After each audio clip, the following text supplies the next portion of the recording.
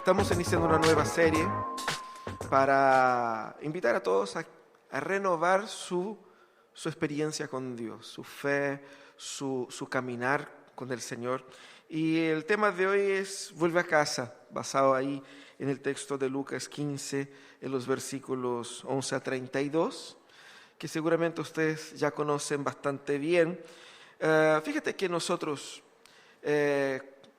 al pensar en cómo estamos viviendo, siempre caemos en ese dualismo, mérito versus libertad. Existen básicamente dos formas en que las personas buscan felicidad y realización.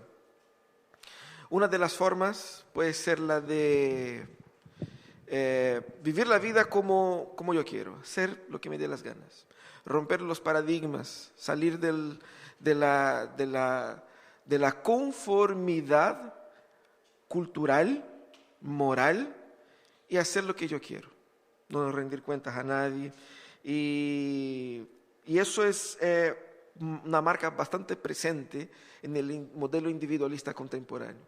La idea, ustedes saben bien, la idea de romper paradigmas está de moda, romper con los estándares de la sociedad, y muchas, incluso campañas publicitarias, surgen ahí por ser bien rompedoras. Esa es una forma de entender la vida, es una postura con relación a dónde está mi felicidad y mi realización. La otra tiene que ver con la conformidad moral, es decir, por medio del mérito, por medio de cumplir estrictamente todas las leyes, todas las reglas de la sociedad, de la cultura o de la religión, por ajustarme, por esforzarme por ser una buena persona, entonces yo no solamente logro lo que para mí es realización, pero también es lo que espero de todos. Y aquí vemos claramente materializado en el legalismo, en el moralismo, que se manifiesta no solamente en ambientes religiosos, pero ustedes saben que nuestra cultura se ha vuelto extremadamente legalista dentro del ambiente de aquellos que defienden la mayor libertad. Usted puede pensar lo que usted quiera, pero usted no puede pensar eso. Y ahí la lista es clara de cosas prohibidas para el pensamiento popular. Y fíjate que esos dos caminos son caminos en que todos nosotros, creyentes o no, hemos vivido y hemos pasado.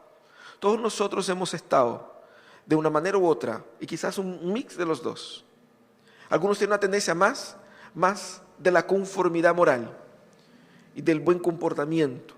Otros son más rebeldes por naturaleza y buscan ahí canalizar su alegría, su felicidad por medio de la realización en esos caminos. ¿Qué es lo que nosotros vemos en el Evangelio? En el Evangelio nosotros vemos la confrontación de estos dos caminos como caminos equivocados. Nosotros vemos ahí Jesucristo en Lucas 15, en esa siguiente situación. Muchos recaudadores de impuestos y pecadores se acercaban a Jesús para oírlo, de modo que los fariseos, los maestros de la ley, se pusieron a murmurar: este hombre recibe a los pecadores y come con ellos. Entonces contó esta parábola. Y ahí vienen dos parábolas más y viene una tercera. Dice: un hombre tenía 2 hijos, continuó Jesús. El menor de ellos dijo a su padre: papá, dame lo que me toca de la herencia. Así que el padre repartió sus bienes entre los 2, y poco después el hijo menor juntó todo lo que tenía y se fue a un país lejano. Allí vivió desenfrenadamente y derrochó su herencia. Cuando ya lo había gastado todo, sobrevino una gran escasez en la región y él comenzó a pasar necesidad. Así que fue y consiguió un empleo con un ciudadano de aquel país, quien lo mandó a sus campos a cuidar cerdos. Tenía tanta hambre que hubiera querido llenarse el estómago con la comida que daban a los cerdos, pero aún así nadie le daba nada. Por fin recapacitó y se dijo: ¿cuántos jornaleros de mi padre tienen comida de sobra y yo aquí me muero de hambre? Me levantaré e iré a mi padre y le diré: papá, he pecado contra el cielo y contra ti. Ya no merezco que se me llame tu hijo. Trátame como si fuera uno de tus jornaleros. Así que emprendió el viaje y se fue a su padre. Todavía estaba lejos Cuando su padre lo vio y se compadeció de él y salió corriendo a su encuentro, lo abrazó y lo besó.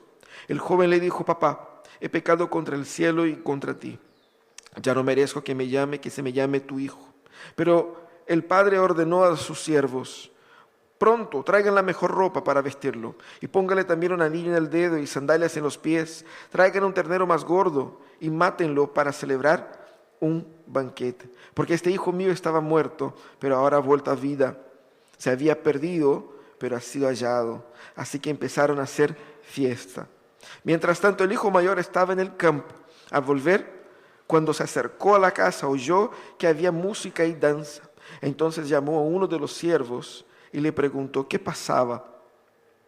Tu hermano ha llegado, le respondió, y tu papá ha matado un ternero más gordo, o el ternero más gordo, porque lo ha recobrado sano y salvo.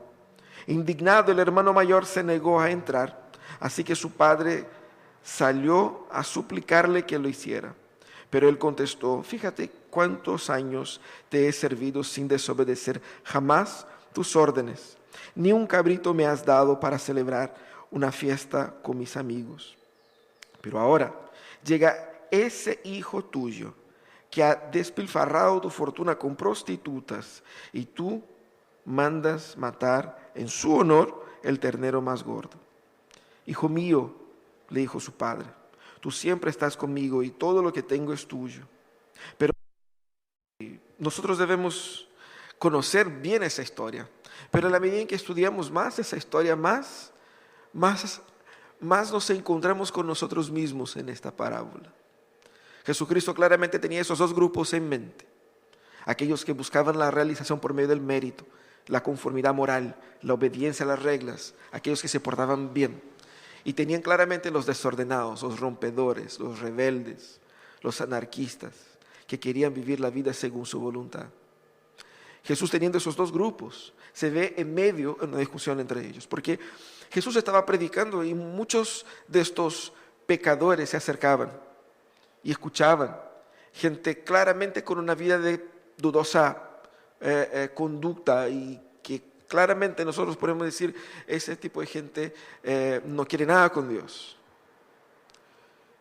Los religiosos quedaban bastante afectados porque para el judío, y para entender esa parábola tenemos que entender cómo funciona la mente del judío promedio, sobre todo los fariseos, que eran así como los más exigentes con la conformidad moral. Para un judío promedio, ellos no debiesen, y es parte de la tradición, compartir con ninguna otra persona que no fuera fiel a la ley, que no fuera judío y que fuera un judío fiel a la ley, porque eso les tornaría a ellos, les hacía de ellos impuros. Luego, el hecho de que Jesús esté compartiendo con esas personas no es como nosotros compartimos en el trabajo, aquí y allá, sino que en la visión de ellos Jesús estaba siendo amigo, socio, partner de gente cuyo camino, cuyo estilo de vida era totalmente contrario a la ley de Dios.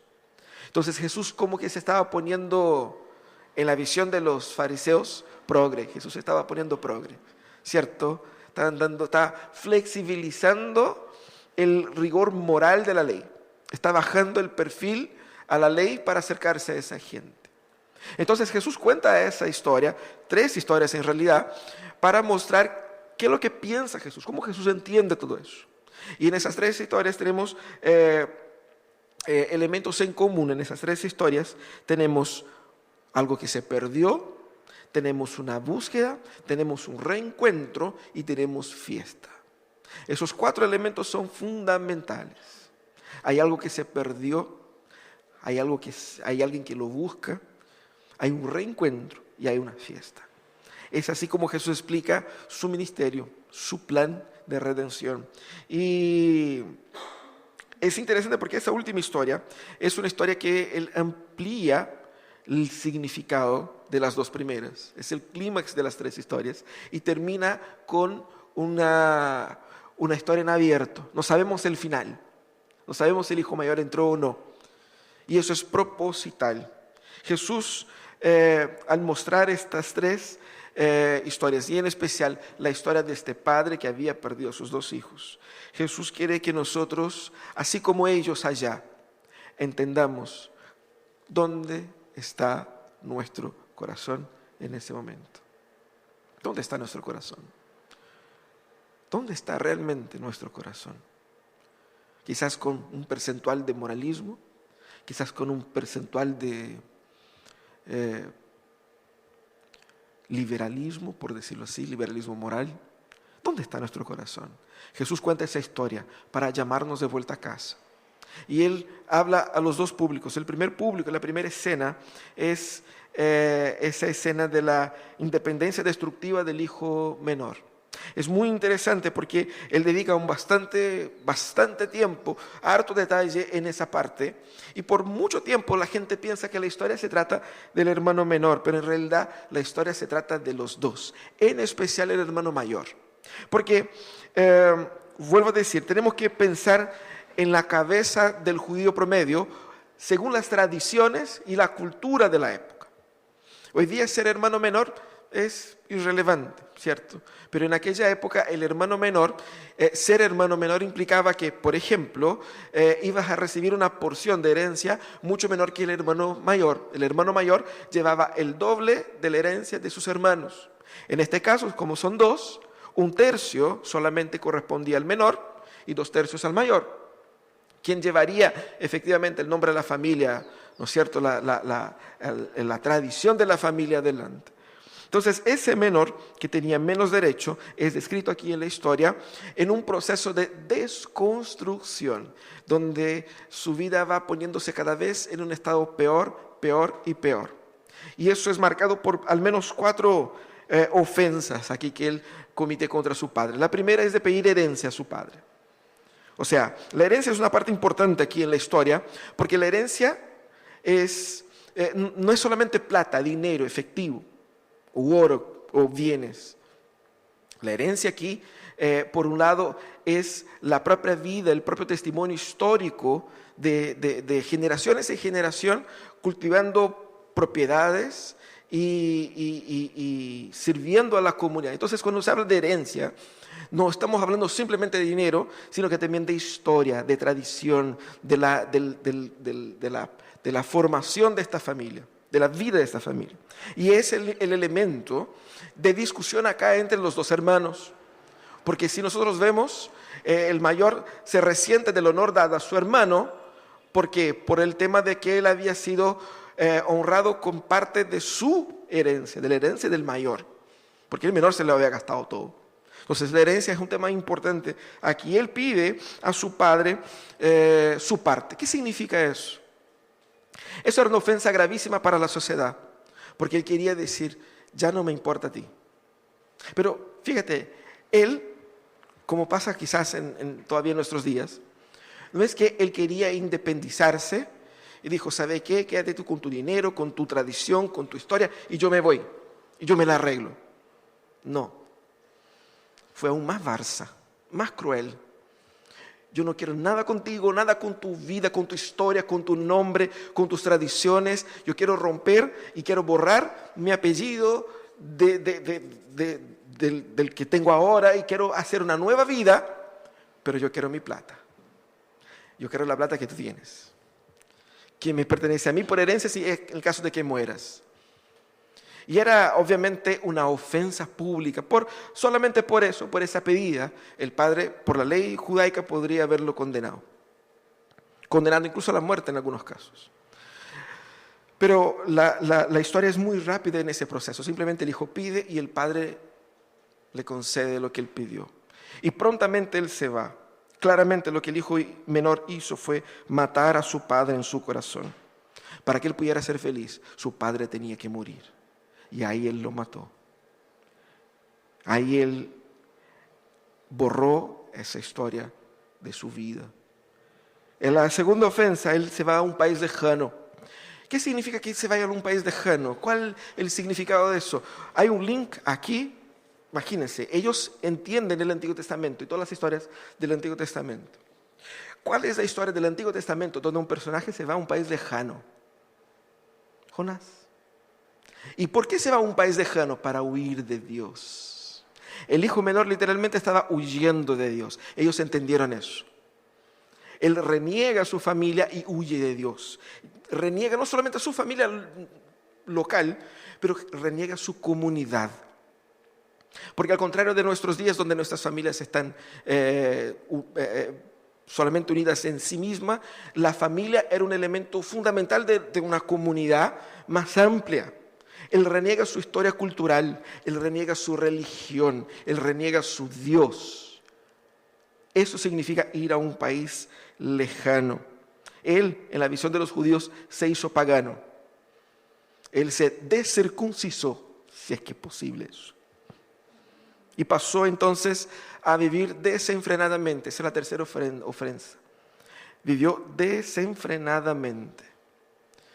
¿Por qué eso es una ofensa? Porque todo el tesoro acumulado por décadas, por generaciones, que le fue compartido, que le fue entregado por derecho, él estaba destruyendo, transformando, demostrando por medio de eso su desprecio hacia su padre. Voy a tomar tu tesoro y lo voy a gastar de la forma más vil e irresponsable posible. El vivir desenfrenadamente denota eso, o sea, es nuevamente seguir matando a su padre y su historia. Es un renegar donde uno ve, y los judíos leían, escuchaban esa historia y sentían así como que ese muchacho ya no tiene vuelta. Y seguramente tú conoces a alguien que tú puedes decir, ese ya no tiene vuelta. Él hizo cosas que son imperdonables. Y quizás muchos, quizás que están escuchando en ese momento, podrán pensar, quizás yo hice cosas en mi vida que considero imperdonables. No hay vuelta atrás. Y Cristo sigue avanzando en ese proceso de la desconstrucción del joven. Y Él gasta todo. La decadencia y la irresponsabilidad de ese muchacho fue total. Él no se preocupó ni siquiera de su propia vida. El proceso en el cual él estaba era un proceso de autodestrucción. ¿Cuántas personas nosotros conocemos que están en un proceso de autodestrucción y lo llaman libertad? Eso es lo que Cristo está mostrando acá. La libertad, cuando uno es buscada fuera de Dios, termina en sabotaje, autosabotaje, autodestrucción. Pero va más. La cuarta ofensa, en la visión de los judíos, cuidar cerdos. No solamente él fue a un país lejano, pero se sometió a ser un funcionario de un pagano, de un pío ahí. Y siendo funcionario de ellos, ese le ordenó que fuera a los campos a cuidar cerdos. Los judíos no comen cerdo, porque el cerdo es una carne impura según las leyes del Antiguo Testamento. Y ellos no comían cerdos y consideraban el mismo hecho de cuidar cerdos como una actividad claramente pagana e impía. Era inimaginable que un judío llegara a ese punto. Pero más inimaginable para ellos, no solamente era comer la carne de cerdo o tener algún aprecio por los cerdos, pero también era el hecho de que ese muchacho no solamente cuidaba cerdos, lo que ya era intolerable, pero él estaba en un estado de desconstrucción, de deshumanidad tan avanzado, que él, por no tener comida, él anhelaba la comida del cerdo y ni siquiera para eso le alcanzaba. En las palabras de Jesús, él era menor que un cerdo. Imagine eso en la desconstrucción social, valórica, en la identidad del ser humano ahí. Él estaba totalmente destruido, totalmente deshumanizado. Y ahí él emprende el regreso a casa. La Biblia dice, volviendo así. Y es interesante porque muestra cómo él estaba fuera de sí en toda esa historia. Él recordó la abundancia en la casa de su padre y él hizo una promesa a sí mismo. Volveré y diré a mi padre, tal y tal y tal, he pecado. Él reconoce su pecado. Pero fíjate que ese regreso es interesante porque él se propone un pago. Porque él dice, volveré y pediré a que me trate como uno de sus jornaleros. Porque él sabía que su ofensa, y bíblicamente es así, la ofensa ameritaba una compensación. ¿Cómo él iba a compensar toda la pérdida que él causó? Además de la vergüenza y todo eso. Trabajando para su padre, trabajando sin sueldo, solamente con la condición de subsistencia, para a lo largo del resto de su vida pagarle a su padre la ofensa que él provocó. Él estaba proponiendo a su padre un plan de redención, donde él sería su propio redentor. Y eso es lo que él quiere hacer. Y él va, pero cuando él regresa, ya de lejos él es sorprendido por la gracia del Padre, que lo ve y corre hacia él. Hombres adultos, hombres dignos dentro de la sociedad no corren. Niños, mujeres, esclavos, ellos corrían. Soldados, obviamente.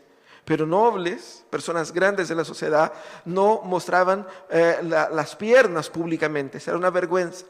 Pero a ese caballero no le da ningún tipo de pudor. No le importa la vergüenza pública, porque lo que está delante de él es algo mucho más grande.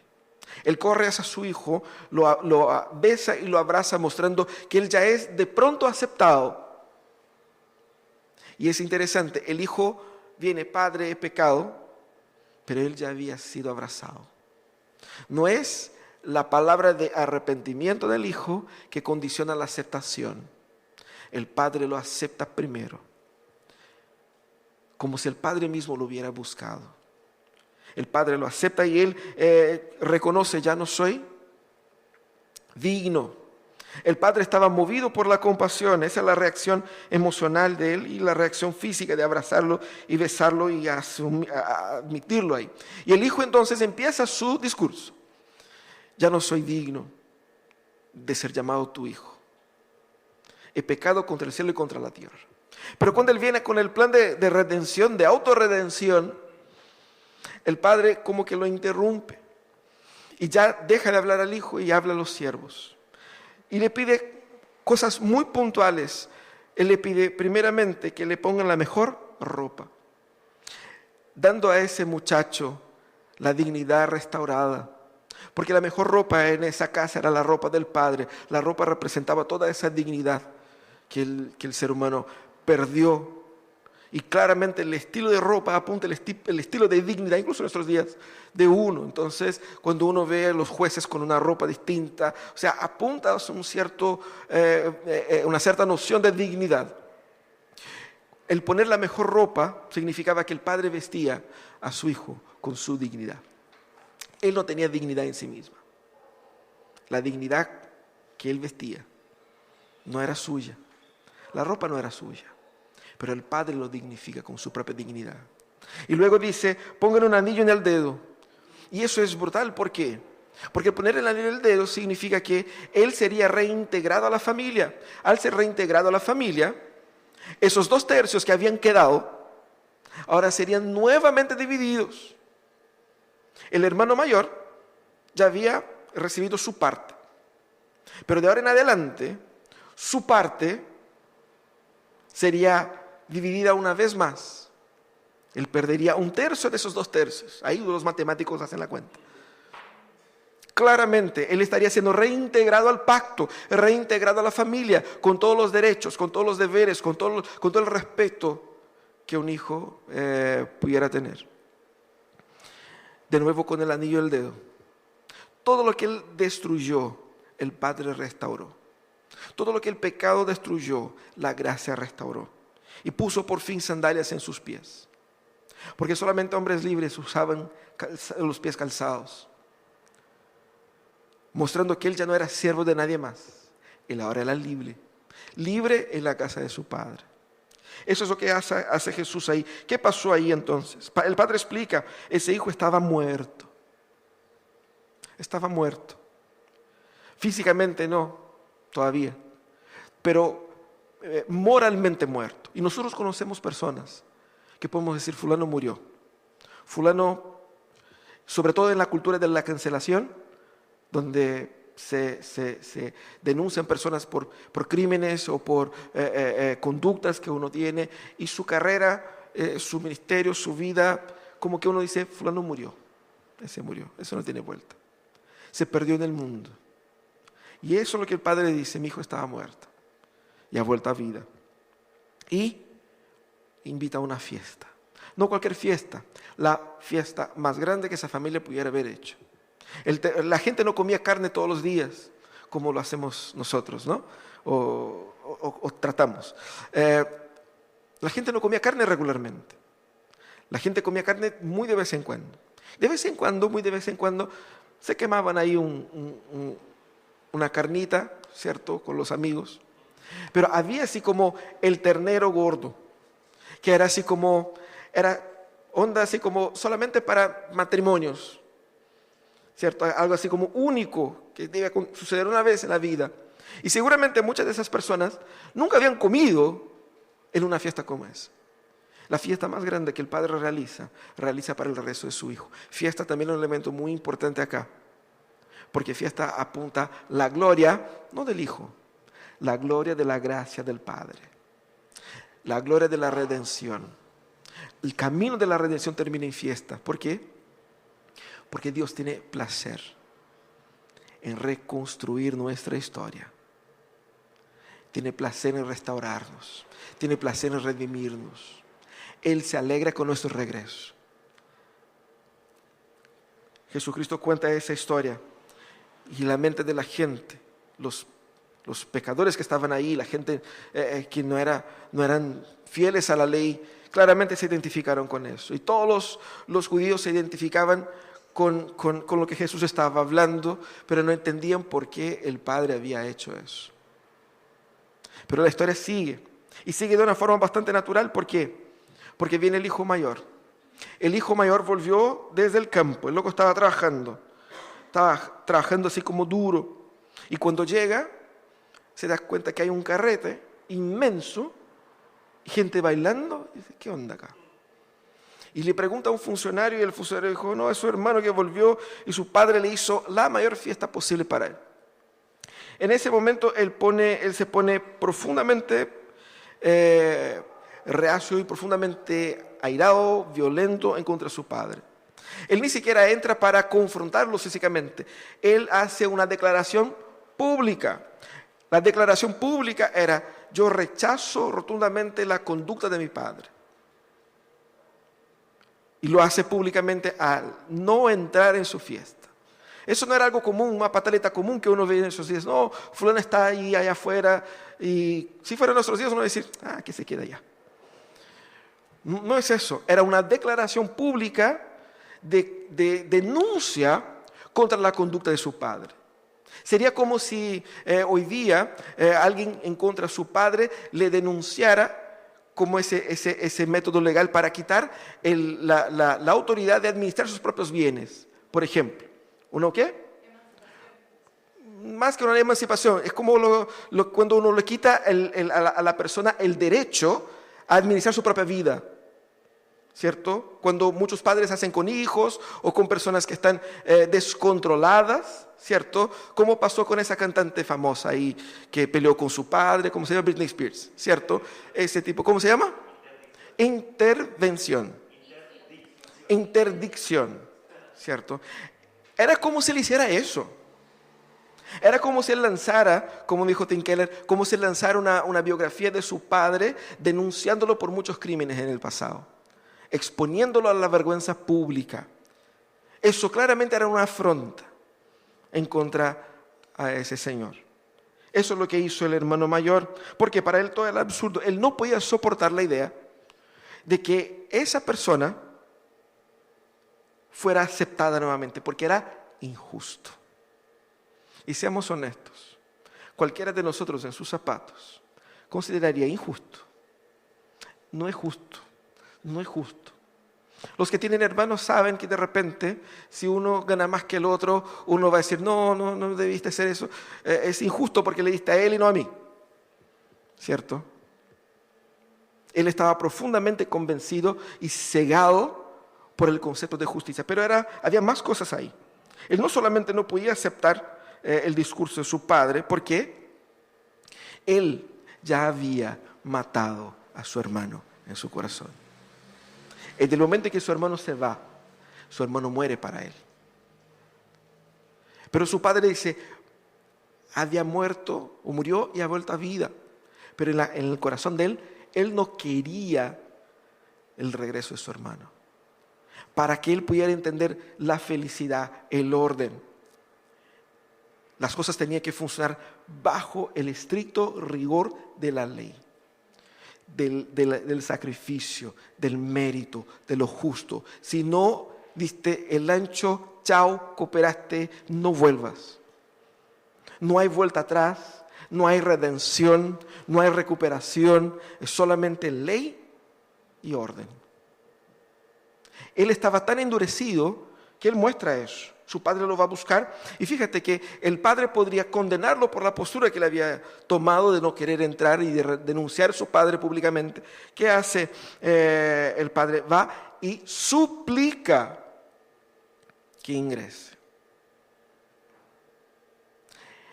El padre no toma la ofensa como un motivo para imponer su voz y su autoridad. Pero él se humilla. Nosotros estamos hablando de redención acá. Y claramente nosotros sabemos que en la historia de la redención solo es posible redención porque nuestro Redentor se humilla para redimirnos. Cuando nosotros vemos esa historia, vemos aquí que la postura del Padre deja en evidencia el pecado del hijo mayor. Cuán endurecido, cuán rabioso, cuán inconsecuente era su corazón, dando espacio para que él diera con sus propias palabras la expresión de su corazón tan alejado de su padre. Y él dice, fíjate, en sus propias palabras, no, estimados, no sé si en algunas familias pasaba eso, ¿no? Uno no podía llamar al papá de tú, usted, señor, ¿cierto? Y yo me acuerdo con mis abuelos, al menos era eso, así como que llamar a mi abuelo de tú, lo que en portugués era você, era así como que te tomaba una pareja de carros al tiro, así como, oye, ¿qué estás hablando? No es así. El respeto, imagínense, en esa cultura, el respeto por la autoridad era algo sagrado. El respeto a la figura del padre era algo, porque no solamente era algo sagrado en el sentido social, pero tenía un peso legal. Porque el padre era el protector, el padre era el señor de la familia, el padre era el dueño de la vida de sus hijos. Y por lo tanto, levantarse en contra de su padre era como levantarse en contra de Dios. Por eso que Dios mismo dijo, honra a tu padre, a tu madre, para que se alarguen sus días en la tierra. Él se levanta contra su padre y dijo, fíjate tú, porque él no acusa a su hermano solamente. Su enojo está en contra de su padre. Y el paralelo es idéntico. El hermano mayor, así como el hermano menor, ambos están en contra de su padre. La pelea entre ellos es solo el instrumento de la lucha en contra del verdadero enemigo para ellos. El verdadero enemigo para ellos era su padre. Para uno su padre tenía que morir y él tenía que desaparecer y toda la cultura y la tradición que su padre representaba. Para el otro, por medio del esfuerzo, como él dice, fíjate todos los años que te he servido, por medio del esfuerzo, el sacrificio, la dedicación esclava, él ocuparía el lugar de su padre. ¿Cómo lo está haciendo ahora? Diciendo, tú no sabes administrar mis cosas. Tú no me has honrado. Tú no has hecho bien tu pega. Y es así como mucha gente se refiere a Dios. Tú no sabes lo que estás haciendo. Cuando nosotros nos alejamos de Dios, nosotros nos alejamos contra Dios. No existe un enfriamiento tranquilo. Un enfriamiento, no, estoy más o menos lejos, pero estoy bien con el de arriba. No lo estás. Todo alejamiento de Dios es una postura ofensiva contra Dios. Es como si dijéramos, necesito menos del control de Dios en mi vida para ser feliz. ¿Cómo Él buscaba esa felicidad? Por medio de ser Él su propio Redentor. De la extrema obediencia, del extremo sacrificio, de la extrema servidumbre, Él sería su propio redentor. Él no necesitaba de su Padre, porque Él lograba por sus méritos y por sus leyes el derecho a. ¿Y cuántas veces hemos sufrido y hemos pasado por situaciones donde estamos, ¿cómo Dios pudo hacer eso conmigo?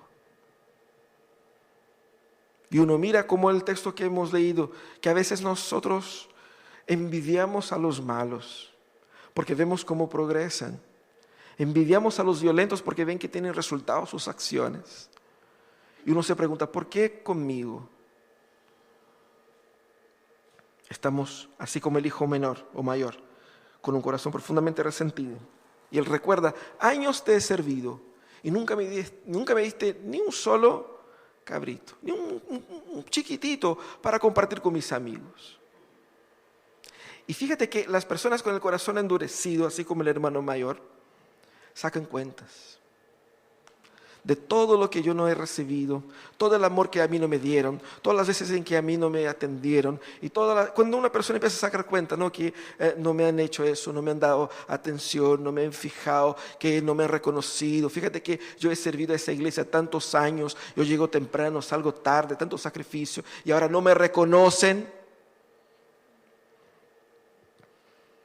El corazón del hermano mayor, él más aún va más allá y dice, ese tu hijo ya no es mi hermano, ese tu hijo, y así se aleja del vínculo que los une.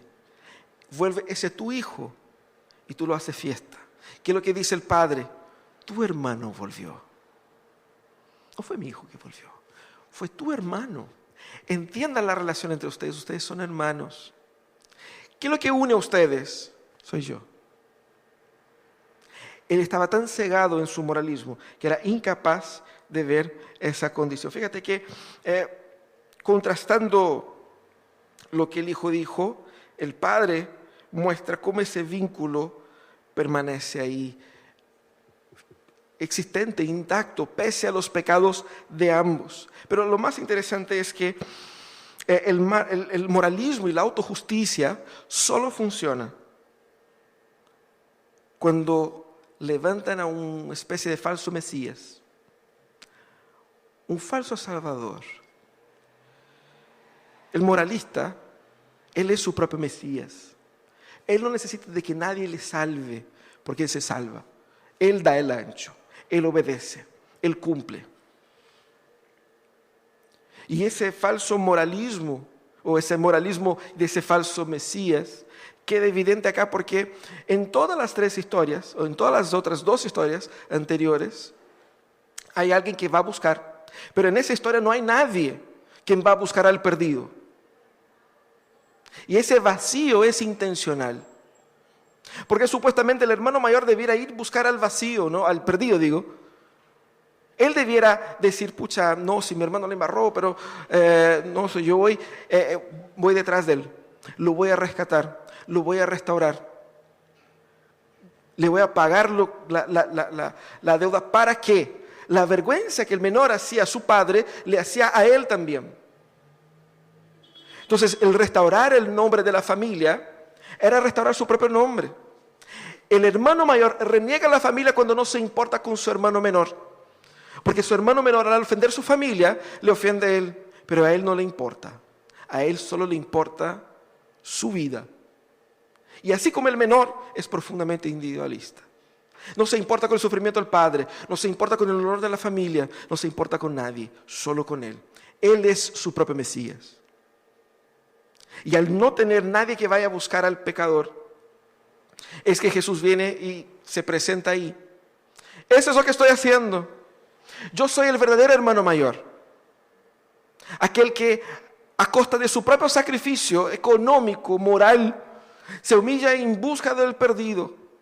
Pero no solamente busca el perdido que se fue por allá, pero busca los perdidos que se fueron por acá. Cristo es el verdadero hermano mayor en esa historia. Y es importante que nosotros entendamos eso. Muchas veces nuestro corazón endurecido se va a manifestar como, primeramente, en la indiferencia. Como el hermano mayor, indiferencia al perdido. No me importa. Ayer andamos por las calles aquí de Valparaíso, compartiendo de Jesús. gente de todo tipo. Y no podemos nosotros estar como iglesia indiferentes a que existan miles y miles de personas viviendo en el camino de la autodestrucción y que nos dé lo mismo.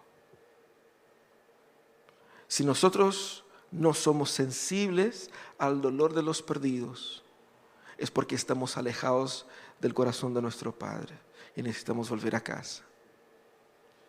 Un corazón endurecido se manifiesta también por el orgullo, una preocupación con mi historia, con mi postura, con mi cargo, con mi reconocimiento, que no se manifiesta así como de maneras tan obvias, pero se manifiestan cuando, a mí no me han, nosotros todavía no votamos, pero cuando vayamos a hacerlo, uno puede sentirse rechazado, que a mí no me han considerado, a mí no me han nombrado. Y eso se manifiesta en otras áreas, en las cosas más tontas. Porque el orgullo no necesita cargo, el orgullo simplemente necesita un corazón pecador. Y el orgullo tiene una profunda preocupación por proteger quien yo soy, mi historia. Y es interesante porque uno se autovalida. Yo pagué el precio, yo me esforcé, pero en otros, y el orgullo siempre va también en ese tercer aspecto, que es la manifestación del rencor. Sacar cuentas. Otros no me han hecho eso. Fulano no me ha hecho eso.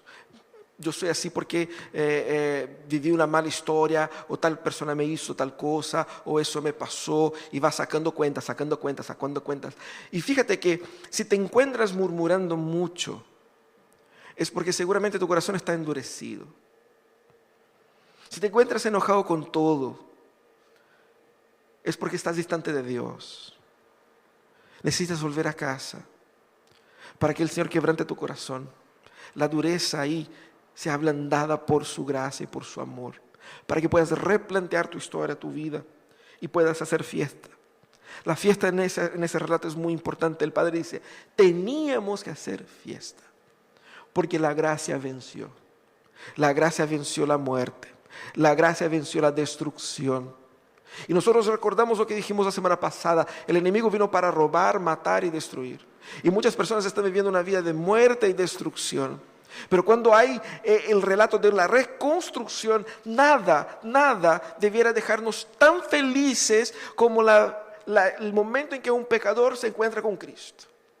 El momento en que su historia cambia, el momento donde él nace de nuevo, donde su mente es transformada, donde él empieza a reinterpretar quién es, donde él encuentra la verdadera libertad, la verdadera realización, donde las relaciones familiares empiezan a ser reconstruidas, las relaciones laborales, la persona empieza a vivir una vida más sana, también físicamente, económicamente, socialmente. Es una persona que aporta al medio y no solamente una persona que antes era objeto de vergüenza o de rechazo. Debemos nosotros preocuparnos con eso. ¿Con qué está cuidando su corazón? Quizás estás con el corazón endurecido por la autojusticia, hora de quebrantarse. Jesús quiere que nosotros primeramente nos cuestionemos, ¿dónde está tu amor? ¿Dónde está? ¿Qué estás amando más? ¿Qué estás amando más? Es importante que entendamos eso. Si tienes que matar a Dios en tu corazón para que puedas vivir libre de la acusación de la ley, es tiempo de entender lo perdido en que estás y regresar a casa. Pero quizás estás tan convencido de su justicia moral, de que tú estás haciendo bien. El problema son los demás, ¿no es verdad? El problema son los otros. Yo estoy haciendo todo lo correcto. Dios tiene el deber de bendecirme. Dios tiene el deber de dar lo que yo quiero. La casa, el trabajo, la familia, los bienes, todo lo que yo... Porque yo se lo merezco. Me he esforzado en obedecer a Dios. Tengo derecho a eso. Eso muestra que su amor no está en Dios. Está en ti. Tan desordenado, que no puedes ver la dureza de su corazón. ¿Dónde está tu amor? No creas en la falsa mentira de la libertad que te hará feliz. no serás más feliz haciendo lo que te dé las ganas. A veces uno sueña, ¿no? Si yo fuera millonario, ¿qué haría? ¿No? No sé, Bahamas, así como en un yate, ¿cierto? Estaría en Qatar, ¿eh? Nada mal, ¿cierto? Ahí para ver el mundial, los ingresos pagados. Y uno piensa que eso te dará libertad para vivir como uno quiere. No creas en esa mentira, porque ese es el camino de la autodestrucción. Nadie que haya buscado ser feliz sin Dios lo logró. No puedes ser feliz matando a Dios en tu corazón. Y fíjate que uno a veces se cree en su propia dignidad. No voy a hacer eso. No voy a buscar la falsa libertad que mata a Dios en su corazón. Yo lo voy a hacer. Yo a Dios, de hecho, lo estimo mucho. Lo estimo muchísimo. Dios es todo para mí. Y yo creo que si yo me porto bien, Dios me va a bendecir. Esa falsa dignidad moral que es mía. Fíjate que lo que hace el Padre. ¿Viste al hermano menor, al hijo menor, con su propia dignidad? Eso es lo que hace la redención. Dios nos reviste de su dignidad. Él es nuestro Redentor. Entienda de una vez por todas que tú no te puedes redimir, no puedes compensar, no puedes dar una manito para Dios. No creas en la falsa de la dignidad moral, porque cuando hacemos eso, nosotros deshonramos a Cristo. Necesitamos un corazón blando. Nosotros necesitamos arrepentirnos de nuestras rebeliones. Nosotros necesitamos constantemente celebrar la gloria de la gracia. Y nosotros celebramos la gloria de la gracia cuando recordamos que es esa gracia la que nos redime. De que hay que perderlo todo para poder ganar. Donde hay que quebrantarse delante de Dios, confesando sus orgullos, confesando sus rebeliones, confesando sus miserias. Necesitamos un corazón blando. Quizás sea tu situación. Estás con el corazón endurecido. Y dices, no, si yo estoy bien. Y cualquiera que diga, no, si yo estoy bien, es porque está mal.